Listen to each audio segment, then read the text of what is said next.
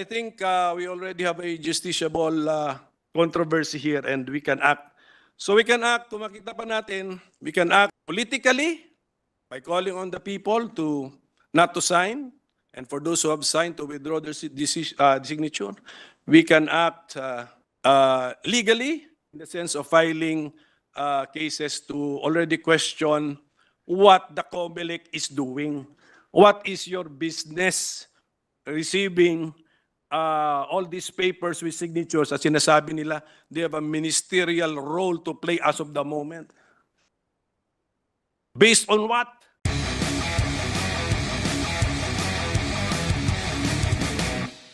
Well, kanina po sa exchanges for dialogue nila Majority Leader at saka ni Senator Bato de la Rosa, nag-raise ng tanong si Majority Leader, ano ang pwedeng gawin? Sa tingin ko marami tayong pwedeng gawin.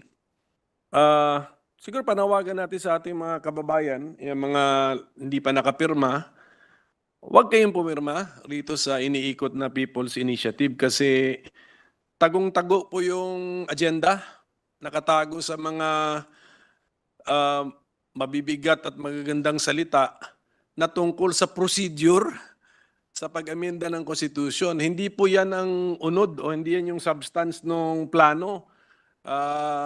Parang chess po ito, pero madali lang din basahin. Mga 2 to 3 moves ahead lang po. Kita na po natin ano po ang agenda po nila. Kaya yun ang pakiusap natin. Tapos si Majority Leader ay nag-launch na naman ng kanyang online movement na doon naman sa mga nakapirma, pwede po silang mag-manifest na nung kami napapirma, hindi naman niya napaliwanag sa amin ng totoo o ng mabuti, or kami naabutan ng isang bagay na may halaga, bawal po yun, na pera man or isang bagay na may halaga, or napangakuan na may darating na bagay na may halaga in the future. So, posible pong gawin po nila yon. Tapos, siguro na lang, for the consideration of Senator Bato, ang aking opinion is actually meron na pong justiciable controversy. Hindi na po natin kailangan hintayin na yung formal petition kung lalantad na yung mga tao nasa likod nito. Mag-file kasi yan ng petition sa COMELEC eh. Sa aking palagay, meron na pong justiciable controversy ngayon at yung mga interesado dito sa issue na to, pwede na tayong mag-meeting as on this legal matter kasi tinatanggap ng COMELEC eh. Tinatanggap ng COMELEC yung binibigay ng mga papel na may pirma. So therefore, COMELEC is following a certain procedure. Ang sabi nila may resolution sila. But COMELEC cannot give power unto itself. Therefore, there must have been a law authorizing the COMELEC to receive these signatures and to follow a certain procedure pursuant to the resolution na pinromulgate po ng COMELEC. Kung parehas ang law na iniisip natin, itong law po na ito, kalimutan ko lang po yung RA number, itong Republic Act number na ito, 6735, ay naging subject matter na ng isang kaso, yung nabanggit na rin po, nabanggit yata ni Senator De La Rosa, the defensor case versus COMELEC. At ang conclusion ng Supreme Court doon, that law is insufficient to support a people's initiative. That is in an extended decision. Alam ko na po yung sagot ng whoever kung sino man yung nasa likod nito na hindi pa naman klaro kung sino. Parang chess po ito, na-anticipate na natin yung next move nila. Ang sasabihin nila, meron daw second case na yung sa Lambino case, yung the original pirma case na meron daw so-called minute resolution ng Supreme Court on the resolution sa MR kasi natalo naman yung pirma nun eh. Pero nag-motion for reconsideration yung mga natalo, hindi rin sila nanalo sa motion for reconsideration, pero sa minute resolution, yan yung mga yun yung mga maiikling mga iikling mga order ng korte. Mayroong last paragraph doon na sinabi na 10 members of the court are of the opinion that RA 6735 is sufficient to support the People's Initiative. Yun po yung counter nila sa ating action. Pero alam na rin po natin yung counter argument po natin doon na ang minute resolution does not form part of the laws of the land under the Civil Code. Kasi sa Civil Code, decisions of the Supreme Court form part of the laws of the land. Decisions of the Supreme Court. The Miriam Defensor versus Comelec case is a decision. Okay. Ibabangga ng mga proponents nito is a mere minute resolution. Walang signature ng justices po doon. Clerk of the division. Okay. So, and then, can a decision of a division in a minute resolution overturn a decision of the Supreme Court even if rendered by a division? Hindi. Basic na basic sa Constitution yun. If you reverse something and bank. So, I think we already have a justiciable controversy here and we can act. So we can act, kung makita pa natin, we can act politically by calling on the people to not to sign, and for those who have signed to withdraw their signature. We can act legally in the sense of filing cases to already question what the COMELEC is doing. What is your business receiving all these papers with signatures? At sinasabi nila, they have a ministerial role to play as of the moment. Based on what? On a law already characterized by the Supreme Court as insufficient to support a people's initiative.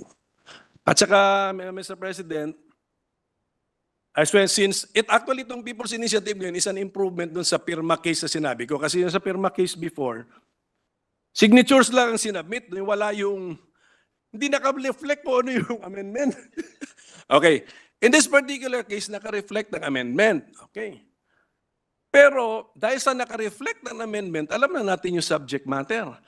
Although yung pagdating sa number of sections affected, iisa lamang, pwedeng sabihin na amendment ito, pero hindi yan ang definition ng amendment. Kung ang pagbabago ay magsasanga-sanga, apektado iba-ibang sections ng Constitution, ang konsepto ng bicameral Congress ay apektado, therefore it is not a mere amendment, it is already a revision. Because yung basic structure ng legislative branch ang binabago or kinukontra yung konsepto ng basic structure ng legislative branch. Hence, if it is not an amendment, then it must be a revision. And People's Initiative is not available for a revision. So these are our arguments, Mr. President. So sa tanong na what can be done, marami ang pwedeng gawin. I'm sure hindi ko na-exhaust yung pwedeng gawin. That's why we're continuing with our caucuses. Baka meron pa tayong ibang mga ideas na lalabas.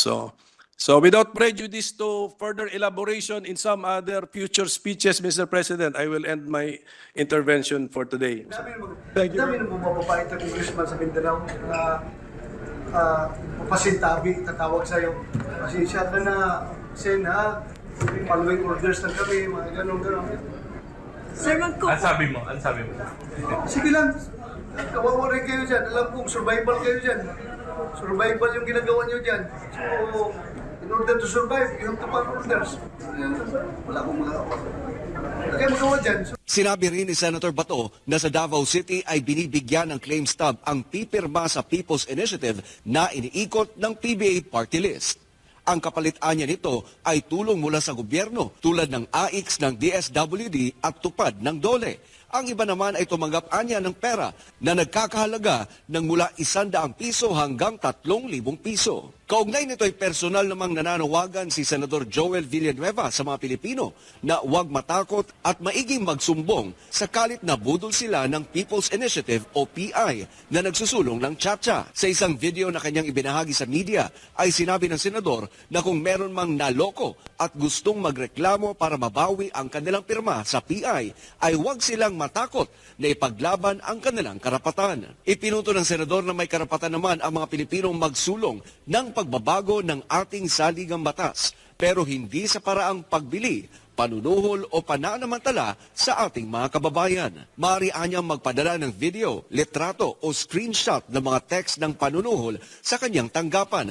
Kalakip ang kanilang contact details para agad silang matulungan.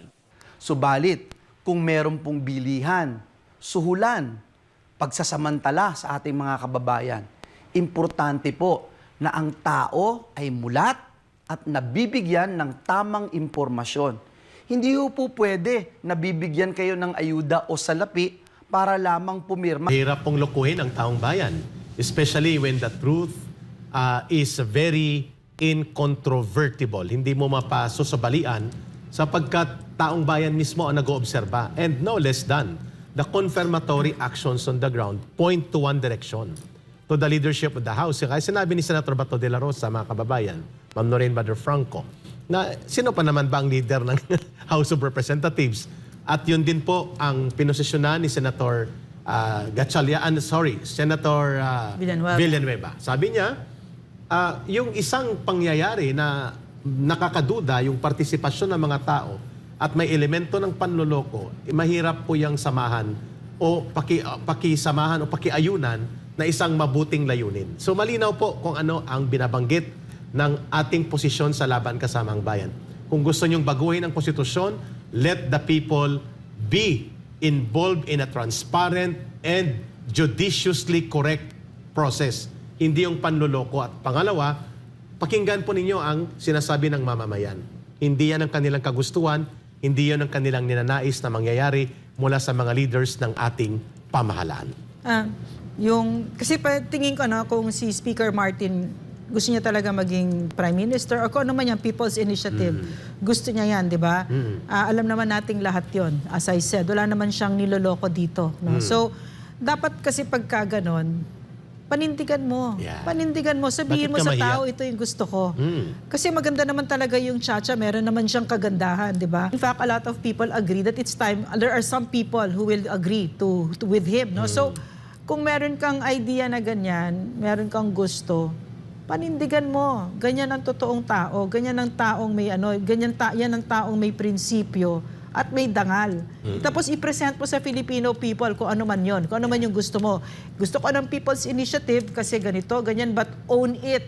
Huwag kang magtatago at huwag kang parang elitista na pinapagawa mo yung dirty job mo sa mga amuyong mo. No, kasi ang Pilipino kasi, ayaw na ayaw namin yung ganon. Ayaw na ayaw namin yung parang, okay, I'll sound sexist, pero parang hindi lalaki ba? No, na meron kang gusto pero pinapagawa mo sa iba. Tapos pag nabuko ka, dinideny mo pa. Correct. 'Di ba? Alam naman ng taong bayan eh. So napakaganda ng isang leader na pinaninindigan niya kung ano yung ginagawa niya. Hindi siya nagtatago kasi hindi naman kung wala ka talagang masamang hangarin, 'di ba?